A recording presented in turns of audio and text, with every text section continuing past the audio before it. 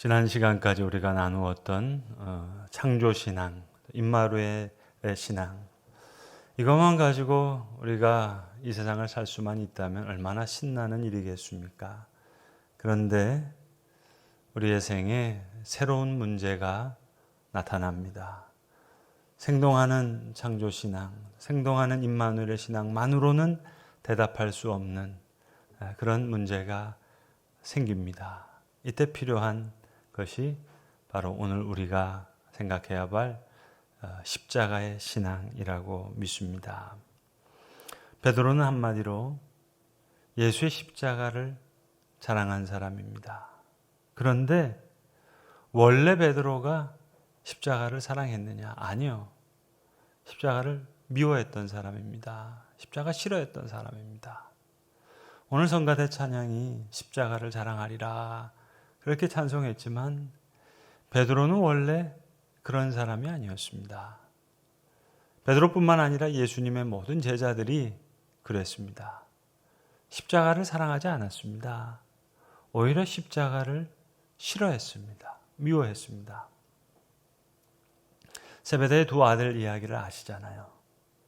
그 세베대의 부인이 예수님께 나와서 성경에 최초로 치맛바람을 일으키잖아요. 주의 나라가 임하실 때 주께서 영광 중에 왕위에 앉게 되면 내 두 아들 하나는 주의 우편에 하나는 주의 좌편에 그렇게 좀 앉게 해주세요. 그랬던 사람입니다. 좌의정 우의정 원했던 사람이지 이 제자들 예수님의 십자가 사랑한 사람은 아니었습니다. 그런 일에서는 베드로가 제일 선봉입니다.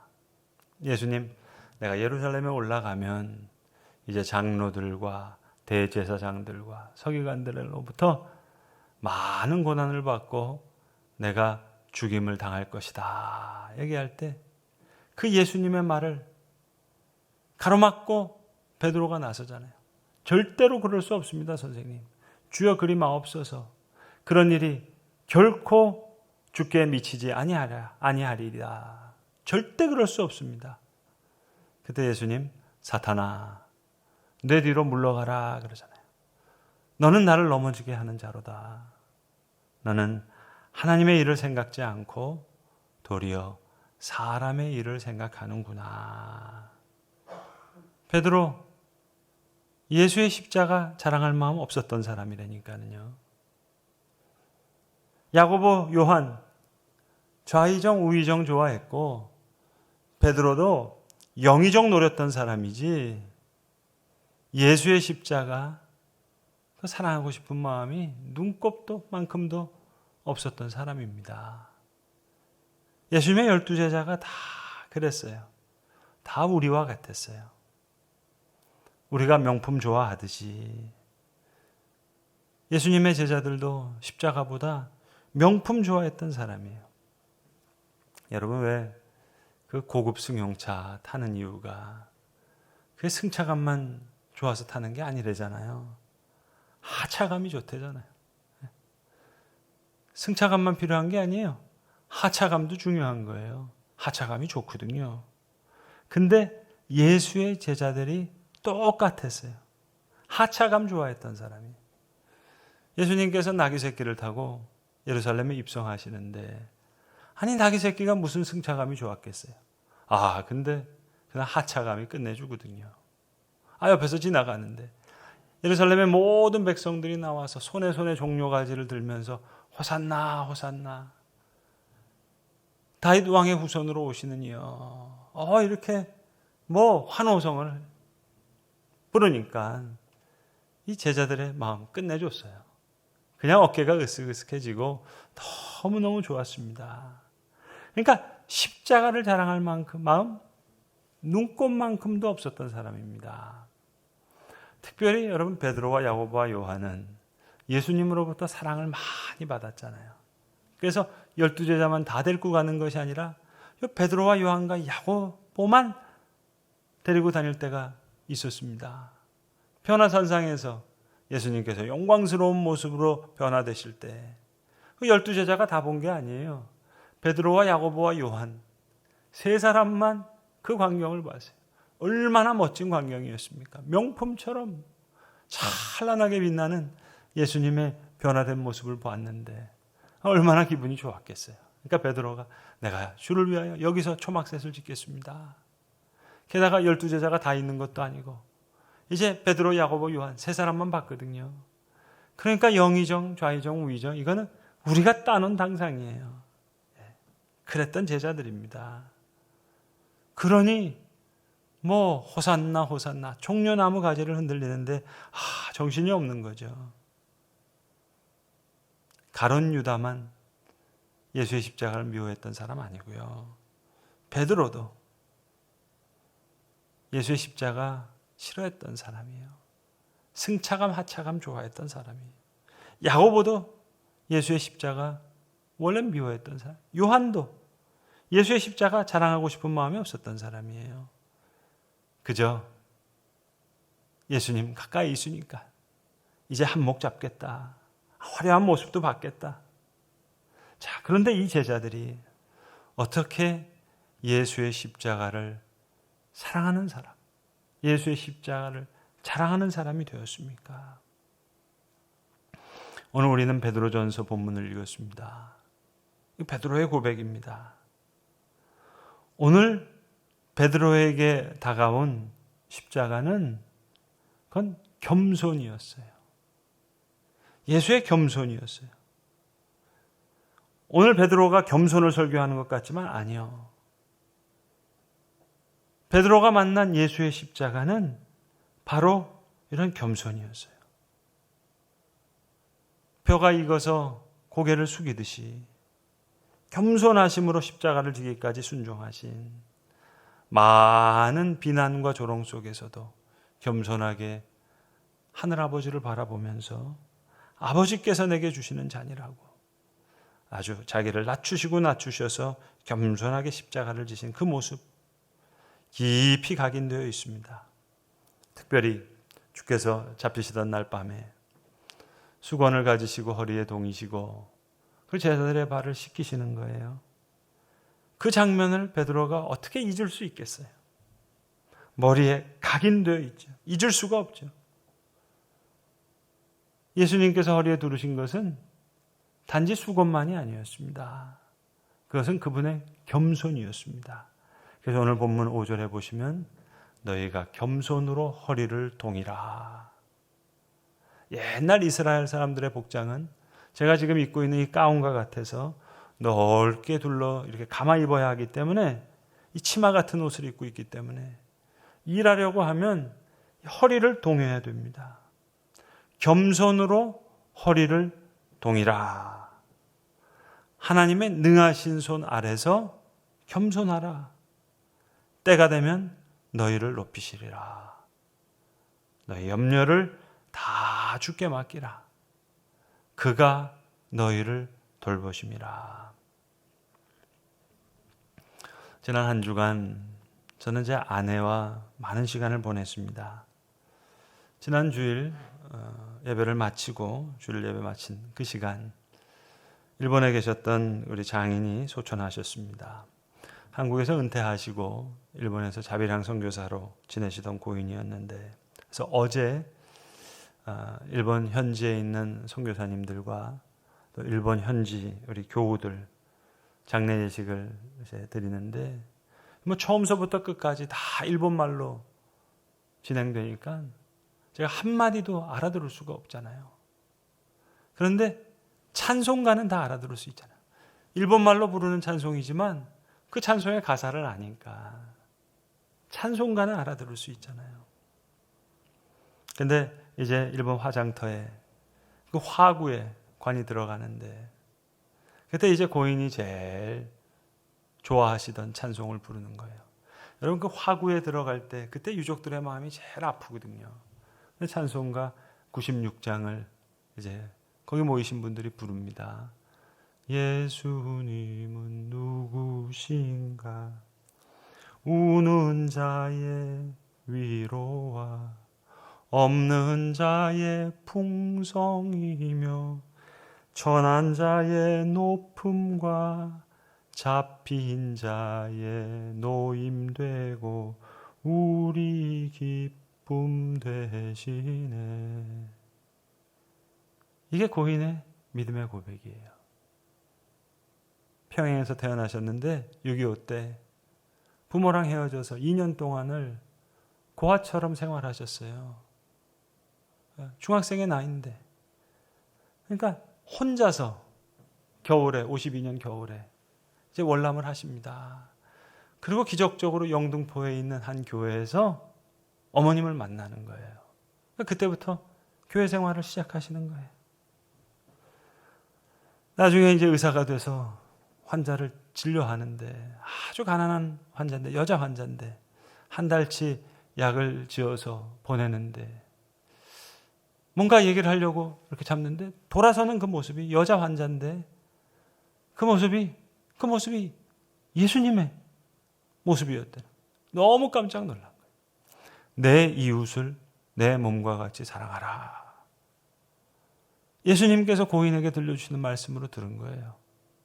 교회 다니고 그렇지만 성경 잘 알지 못했는데 하나님이 꼭 그렇게 말씀하시는 것처럼 느껴서 그래서 난지도로 가게 되시는 거예요. 내가 어떻게 거길 가간 말씀하시니까 갔지. 그게 그 이야기입니다. 이제 화장터 화구에 들어가는데 부르는 찬송 치고는 여러분 좀 특이한 찬송 아닙니까? 그런데 그게 고인이 만난 예수예요. 예수님은 누구신가? 약한 자의 강함과 눈먼 자의 빛이시며 병든 자의 고침과 죽은 자의 부활되고 우리 생명 되시네.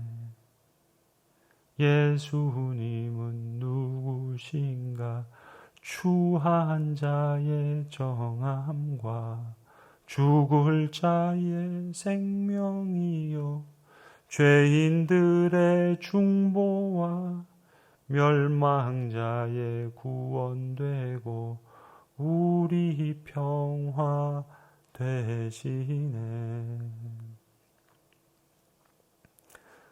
아내와 이야기를 나누지만 제가 고인에 대한 가지는 감정과 딸인 입장에서 가지는 감정은 다소 차이가 있는 거예요. 딸의 입장에선 아버지가 존경스럽지만 너무 바빴던 아버지예요. 흔한 쇼핑, 가족 나들이 해본 적이 없고 그러니까 학교 졸업식, 학교 일정 이제 서울 장례식 때 말씀 전하실 김 목사님이라는 분이 대신 참석하시고 고인께서 거기 계시는 선교사님 사모님한테 유족들에게 전하라고 하신 말씀을 남겨주셨는데 그 말씀을 어제 이제 사모님이 대신 전해주시는 거예요. 둘째에게는 청바지 하나도 사주지 못했는데 뭘 달라는 얘기 한 번도 하지를 않아서 그래서 아빠가 더 가난한 아이들을 위해서 더 많이 베풀 수 있었고 그게 너무 고맙다. 너무 미안하다. 그런 거예요. 자, 제가 아내를 위로하면서 고인의 삶과 죽음 이젠 자랑하고 높이라. 높이자. 살아계실 땐 몰랐어요. 근데 돌아가시니까 이제 알겠어요. 베드로도 마찬가지예요. 살아계실 때는 예수님 잘 몰랐다가 예수님 돌아가시고 나니까 이제 비로소 십자가를 이제는 알겠는 거예요. 이젠 예수의 죽음을 자랑하고 싶은 거예요. 살아계실 때는 몰랐는데 예수님 돌아가시고 나니까 예수의 죽음이 그렇게 자랑스러울 수가 없어요. 그래서 그 십자가의 도를 전하는 사람이 됩니다. 너희 대적 마귀가 우는 사자와 같이 두루다니며 삼킬 자를 찾는다 해도 너희는 믿음을 굳건하게 하여 그를 대적하라. 이는 세상에 있는 너희 형제들도 동일한 고난을 당하는 줄 알미라. 오늘 본문의 이야기는 베드로에게 다시 경험된 십자가예요. 십자가가 베드로에게서 다시 살아나는 거예요. 그토록 거부했던 십자가가 생동하는 십자가가 되는 거예요. 그래서 사랑하는 성도들에게 그 십자가를 전하는 거예요. 모든 은혜의 하나님 곧 그리스도 안에서 너희를 부르사 자기의 영원한 영광에 들어가게 하시는 이가 잠깐 고난당한 너희를 친히 온전하게 하시며 굳건하게 하시며 강하게 하시며 터를 견고하게 하시리라. 그런데 여러분, 여기엔 놀라운 하나님의 신비가 있어요. 이제 사람들은 베드로를 통해서 예수의 십자가를 봐요. 예수의 음성을 직접 듣지 못했지만 베드로를 통해서 예수의 음성을 듣는 것 같이 그렇게 경험해요. 베드로, 여러분 아시는 대로 부족한 사람이에요. 부족함이 많아요. 예수를 3번이나 모른다고 부인했어요. 그 외에도 많은 실수가 있어요. 그런데 부족하지만 충분해요. 여러분 보세요. 오늘 우리가 베드로의 편지로 성경 말씀을 읽는 게 아니에요. 여기서 우리는 하나님의 말씀이라고 베드로의 말씀을 듣고 있잖아요. 이게 신비죠. 부족하지만 충분해요. 우리도 마찬가지예요. 우리가 부족하지만 충분해요. 우리의 자녀들은 우리를 통해서 예수를 볼 수 있어요. 우리의 이웃들, 우리를 통해서 예수의 모습을 알 수 있어요. 이게 하나님이 우리에게 주시는 신비예요. 부족하죠. 그런데 우리를 통해서 충분히 하나님의 모습을 볼 수 있어요.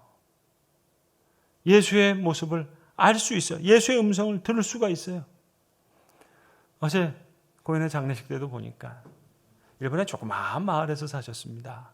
그 마을 동리 다 합해봐야 몇십 가구 안 되는 그런 작은 마을이에요. 여러분 아시듯이 일본은 기독교 인구가 0.2%밖에 안 되잖아요. 그런데 그 동네에 있는 예수 안 믿는 미신 믿는 사람들이죠.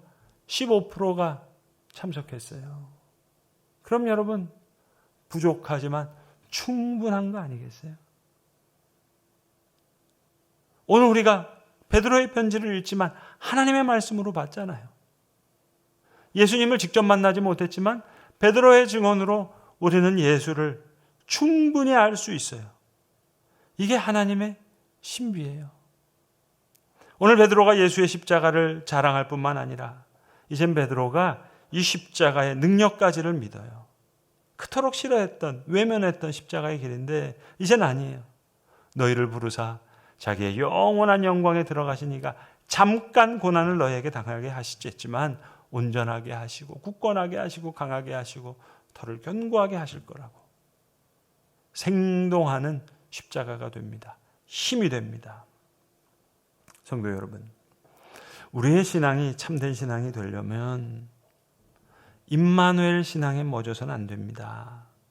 십자가 신앙에 이르러야 되는데 하나님이 나와 함께 하신다는 그 임마누엘의 신앙은 신앙의 아주 귀한 출발이지만 아직 도착은 아니에요. 자, 신앙이 출발했는데 우리 신앙의 순례길 가운데 여러 가지 실족하고 여러 어려움들이 생깁니다.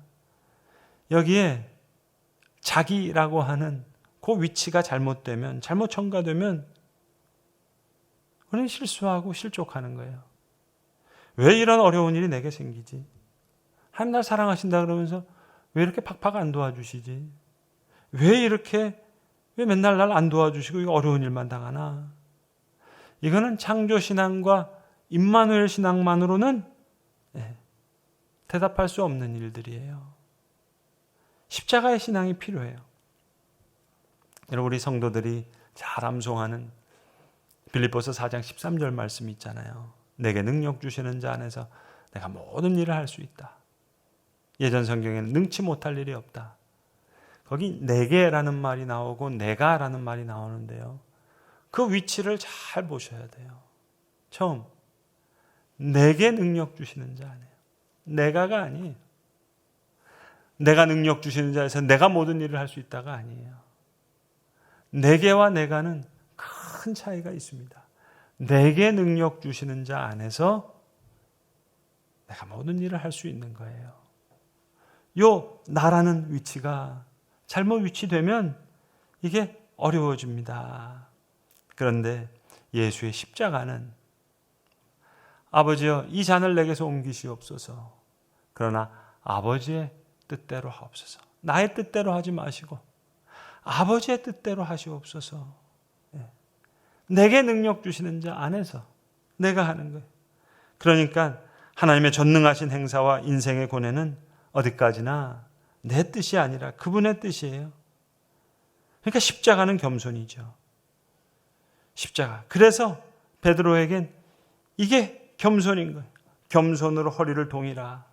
능하신 손 아래서 겸손하라. 때가 되면 너희를 높이시리라.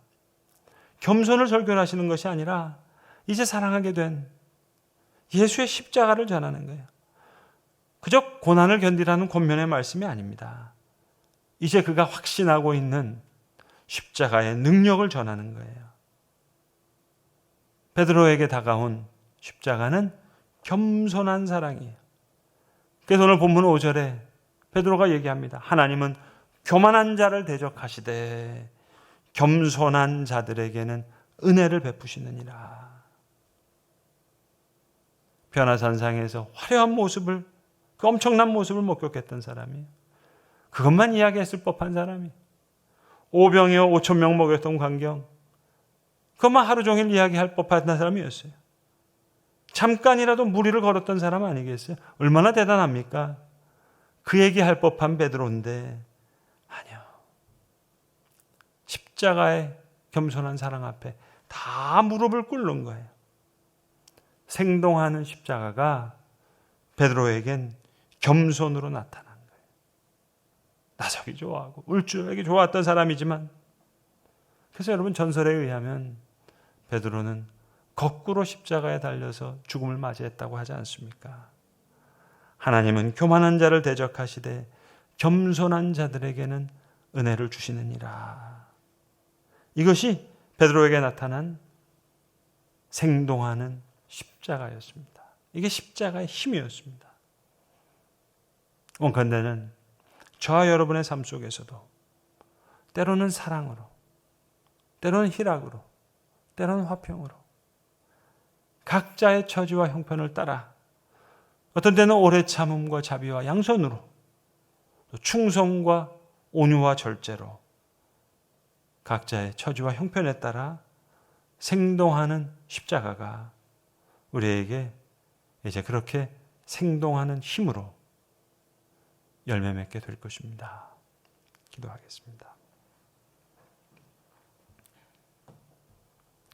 겸손으로 허리를 동이라. 능하신 손 아래서 겸손하라. 때가 되면 너희를 높이시리라. 잡히시던 밤에 수건을 동이시고 제자들의 발을 씻기시는 그 모습, 수건을 본 것이 아니라 겸손으로 동이신 주의 모습을 보고, 하나님은 교만한 자를 대적하시되 겸손한 자들에게 은혜 베풀어 주시느니라. 주님, 베드로에게 다가왔던 그 십자가의 겸손한 사랑이 베드로를 변화시켰던 큰 힘과 능력이 되었듯이, 주님, 우리에게도 귀한 사도의 증언을 듣게 하심을 감사합니다. 우리의 각자의 삶 속에서 처지와 형편에 따라 그 십자가의 능력이, 십자가의 생동하는 그 힘이 때로는 사랑의 모습으로, 희락과 화평으로, 오래 참음과 자비와 양선으로, 충성과 온유와 절제의 열매로 아름답게 힘있게 주님 열매 맺게 하여 주시옵소서. 주신 말씀에 감사하오며 우리 구주 예수 그리스도의 이름으로 기도드리옵나이다. 아멘.